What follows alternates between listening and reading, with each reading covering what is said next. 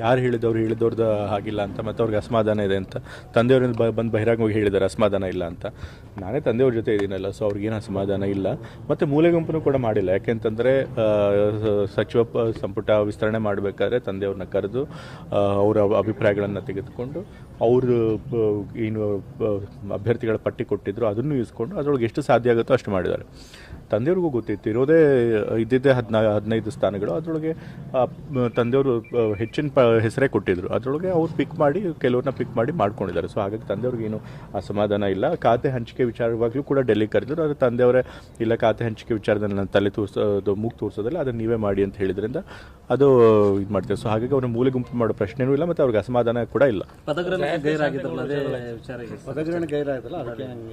ಪದಗ್ರಹಣಕ್ಕೆ ಬರಲಿಲ್ಲ. ಯಾಕೆಂತಂದರೆ ಅವತ್ತು ಅವ್ರು ಹುಟ್ಟುಹಬ್ಬ ಇತ್ತು, ಎಲ್ಲ ಬಹಳಷ್ಟು ಜನ ಅವ್ರು ಬಂದು ಅಭಿಮಾನಿಗಳು ಎಲ್ಲರೂ ಕೂಡ ಅವ್ರನ್ನ ಭೇಟಿ ಮಾಡ್ತಿದ್ರು. ಹಾಗಾಗಿ ಅವ್ರು ಅವತ್ತು ಬರಲಿಲ್ಲ ಅಷ್ಟೇ. ಗಾಯತ್ರಿ ಶಾಂತೇಗೌಡರ ವಿಚಾರದಲ್ಲಿ ಆಯ್ತು ಸರ್. ಗಾಯತ್ರಿ ಶಾಂತೇಗೌಡರ ವಿಚಾರದಲ್ಲಿ ಏನಾಯ್ತು? ಅವ್ರಿಗೆ ಆಲ್ರೆಡಿ ಅವರು ಪರಿಷತ್ ಟೆಕ್ನಿಕಲ್ ಸಮಸ್ಯೆ ಇದ್ರು. ಹೌದು, ಈಗ ಅವ್ರ ವಿಚಾರದಲ್ಲಿ ಸ್ವಲ್ಪ ತಪ್ಪಾಗಿದೆ. ಈಗ ಬೇರೆ ಯಾರನ್ನ ಮಹಿಳಾ ಸಚಿವರನ್ನ ಮಾಡಬೇಕು ಅಂತ ಹೇಳಿ ನಮ್ಮ ಹೈಕಮಾಂಡ್ ಅವ್ರು ಚಿಂತನೆ ಮಾಡ್ತಿದ್ದಾರೆ. ಅವ್ರು ಯಾರಾದ್ರೂ ಒಂದು ಸೂಕ್ತ ಹೆಸರನ್ನ ಖಂಡಿತ ಕೊಡ್ತಾರೆ. ಒಬ್ಬ ಮಹಿಳೆ ಕೂಡ ನಮ್ಮ ಕ್ಯಾಬಿನೆಟ್ಗೆ ಇಂಡಕ್ಟ್ ಆಗ್ತಾರೆ.